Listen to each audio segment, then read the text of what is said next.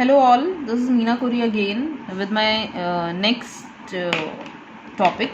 As I told you earlier, next lecture में हम text book की एक्सरसाइज करेंगे, जो मेरा लास्ट लेक्चर था जिसमें मैंने आपको एटम्स और मॉलिक्यूल्स के बारे में एक्सप्लेन किया था, law of conservation of mass सिखाया, law of conservation law of constant proportion सिखाया, डाल्टन्स थियरी हमने सीखी। उसका ही आगे कंटिन्यू लेक्चर है जिसमें हम पहले इन टेक्स्ट जो एक्सरसाइज दी है वो सॉल्व करेंगे और उसके बाद आगे का चैप्टर पढ़ेंगे। So let us start. Here is my in text exercise. The very first question is, in a reaction 5.3 gram of sodium carbonate reacted with 6 gram of acetic acid. The products were 2.2 gram of carbon dioxide, 0.9 gram water and 8.2 gram of sodium acetate. Show that these observations are in arrangement with the law of conservation of mass. Question क्या, पहले तो सबसे पहले जब भी आप कोई exercise का न्यूमेरिकल सॉल्व कर रहे हैं तो पहले क्वेश्चन को 2 बार पढ़िए, अच्छी तरह से समझिए कि वो क्या पूछना चाह रहा है और क्या हमें सॉल्व करना है, उसके बाद उसे सॉल्व करना शुरू करिए। जैसे कि हमने एक क्वेश्चन पढ़ा, हमें ये क्या कहना चाह रहा है, show that these observations are in arrangement with the law of conservation of mass. आपको ये बताना है कि क्या ये रिएक्शन, ये जो केमिकल रिएक्शन हो रही है, क्या उसमें law of conservation of mass follow हो रहा है। चलिए हम देख लेते हैं क्या दिया हुआ है इसमें। सबसे पहले sodium carbonate, so I will write here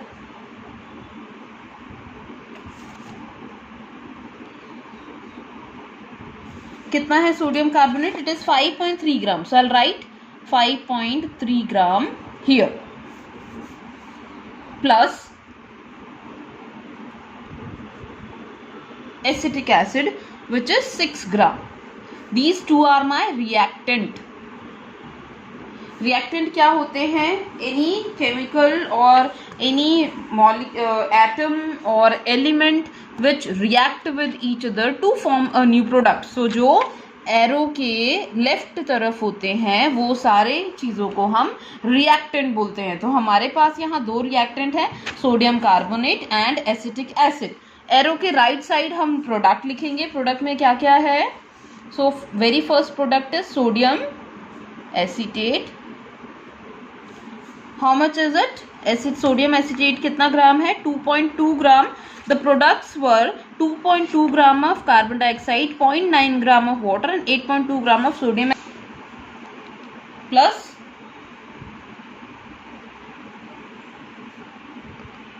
carbon dioxide. Carbon dioxide कितना ग्राम है, 2.2 ग्राम, so it is 2.2 gram carbon dioxide and third one is water.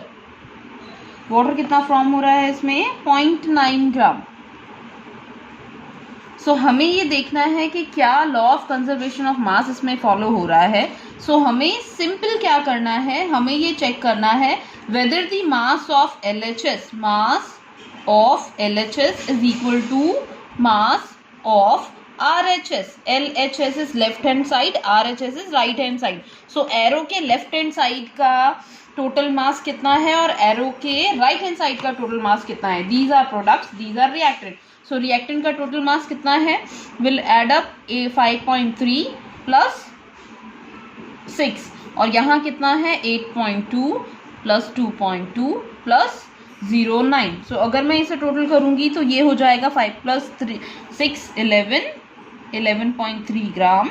And अगर इसे हम प्लस करेंगे 8.2 plus 2.2 is 10.4 plus 9 is again 11.3। सो अगर कैलकुलेशन करेंगे तो उसके बाद में क्या आ रहा है हमारे पास आंसर, LHS भी 11.3 ग्राम है और RHS भी 11.3 ग्राम है। मतलब total mass of reactant is equal to the total mass of product.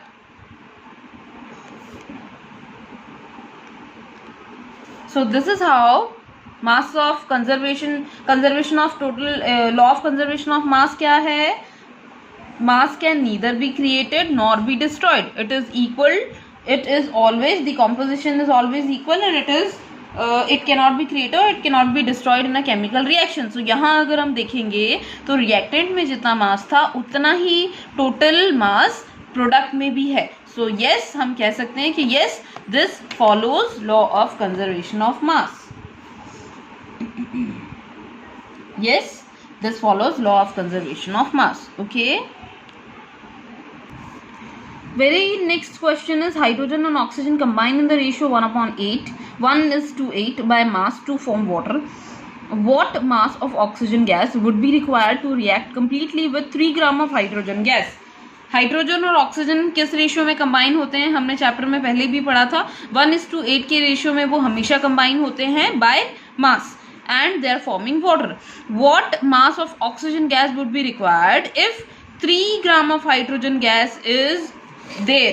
अगर मैंने क्या क्या फॉर्म किया है, क्या चीज़ें दी हुई है मेरे पास में, hydrogen and oxygen. Hydrogen and oxygen एक दूसरे के साथ कंबाइन हो रहे हैं 1:8 के रेशियो में. सामने हमारे पास मिल रहा है वाटर एंड वाटर में इन्होंने दिया है कि हाइड्रोजन कितना है, 3 ग्राम है. कितना हाइड्रोजन है, 3 ग्राम.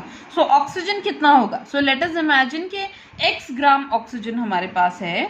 अब हमें वैल्यू फाइंड आउट करनी है कि ऑक्सीजन की वैल्यू, ऑक्सीजन का मास इसमें कितना है. So what will do, mathematics आती है ना सबको, अंदर वाले जो नंबर्स हैं वो साथ में मल्टीप्लाई होंगे और बाहर वाले नंबर्स मल्टीप्लाई होंगे. If I multiply x to 1 my answer would be x, and if I multiply 8 to 3, 8 3 जा 24.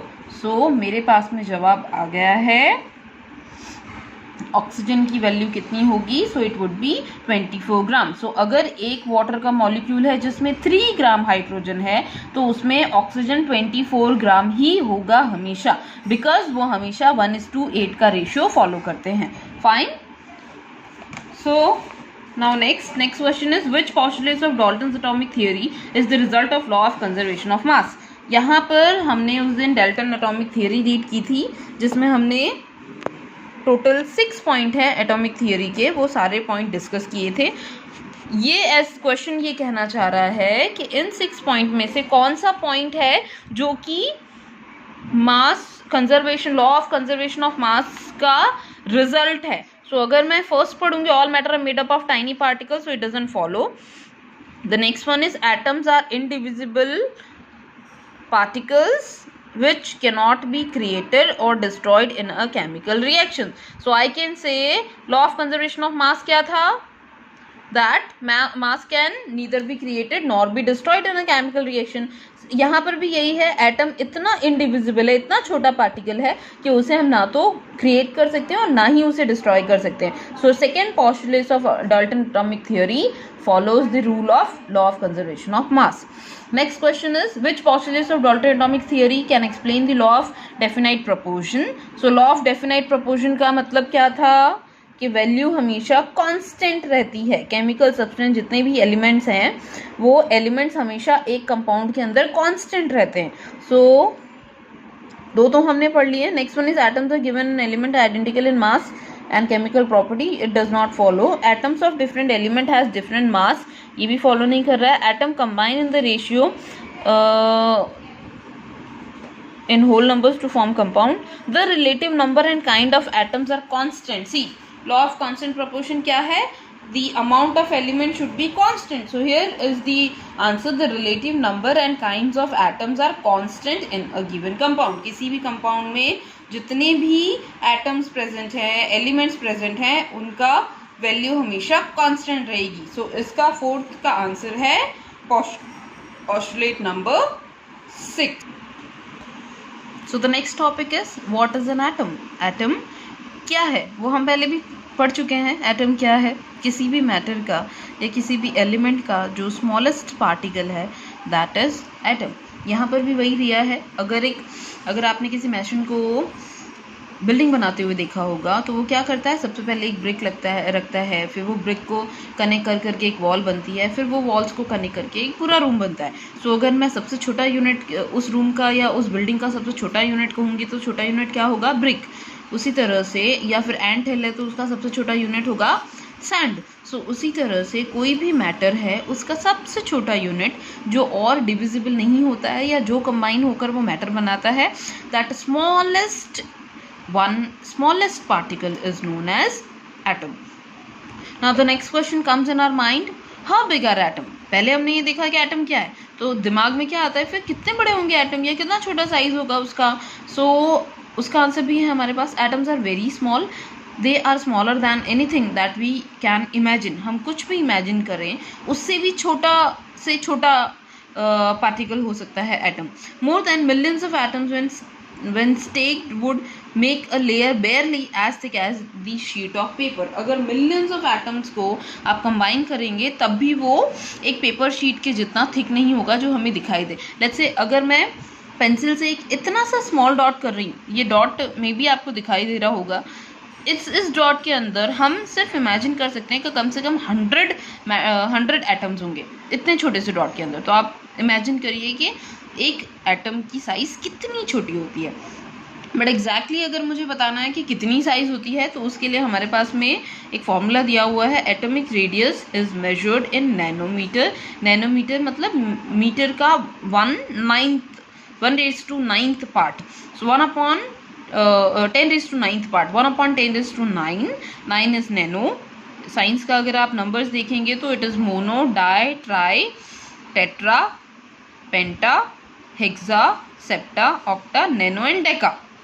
सो mono is 1, di is 2, tri is 3, tetra is 4, penta is 5, hexa is 6, septa 7, octa 8, nano 9 and Deka 10। So it is nanometre, मतलब 10⁹ part अगर आप करेंगे तब आपके पास जो सबसे छोटा पार्टिकल आएगा दैट वुड, मतलब आप इमेजिन करिए 1 मीटर को आपको पहले 10 में डिवाइड करना है, फिर उसे अगेन 10 में डिवाइड करना है, फिर अगेन 10 में डिवाइड करना है, एंड इस तरह से 10 पार्ट में डिवाइड करते जाना है। लैक्स और मे बी लैक्स से ज़्यादा भी अगर आप इससे करेंगे उससे भी छोटा ये पार्टिकल आएगा। सो हम बस यहाँ पर इतना लिख सकते हैं 1 मीटर को 10⁹ नैनोमीटर, और एक एटम नैनोमीटर की रेडियस वाला होता है। सो आप इमेजिन भी नहीं कर सकते हैं वो कितना छोटा होता है। नेक्स्ट क्या दिया हुआ है, कुछ रिलेटिव साइज दिए हैं, कुछ एटम्स है जो बहुत पॉपुलर हैं, वो एटम का रेडियस हमें यहाँ पर दिया हुआ है। हाइड्रोजन एटम अगर है तो हाइड्रोजन एटम का रेडियस होता है 10⁻10, पानी का 10⁻9, molecule of haemoglobin, haemoglobin is what, blood is a component of blood, which is 10⁻8, grain of sand, sand का एक छोटा सा सबसे छोटा सा grain that is 10⁻4, ant होता है 10⁻3, एंड एप्पल को अगर आप बोलेंगे एप्पल का रेडियस तो 10⁻10,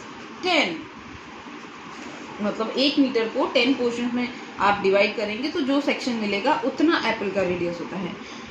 You might think that if atoms are so insignificant in size, why should we care about them? आप ये भी सोच रहे होंगे कि अगर एटम इतना ही छोटा है तो हम क्यों केयर करें कि वो कितना साइज है, क्या है, हमें क्या उसकी स्टडी करनी ज़रूरी है? Yes it is, this is because our entire world is made up of atom. क्यों ज़रूरी है? क्योंकि हमारा पूरा वर्ल्ड, हमारे आजू बाजू की पूरी दुनिया, हर एक चीज़ किसकी बनी हुई है? एटम्स की। We may not be able to see them, हम शायद उन्हें देख ना पाएँ, बट दे आर देयर, लेकिन एटम तो हर जगह प्रेजेंट है, and constantly affecting whatever we do. और कुछ भी हम कर रहे हैं तो वो हर चीज़ में एटम का सबसे बड़ा रोल है। Through modern techniques we can now produce magnified images of surfaces of element showing atom. अब टेक्नोलॉजी बहुत फास्ट हो गई, हमारे पास में ऐसे इलेक्ट्रॉनिक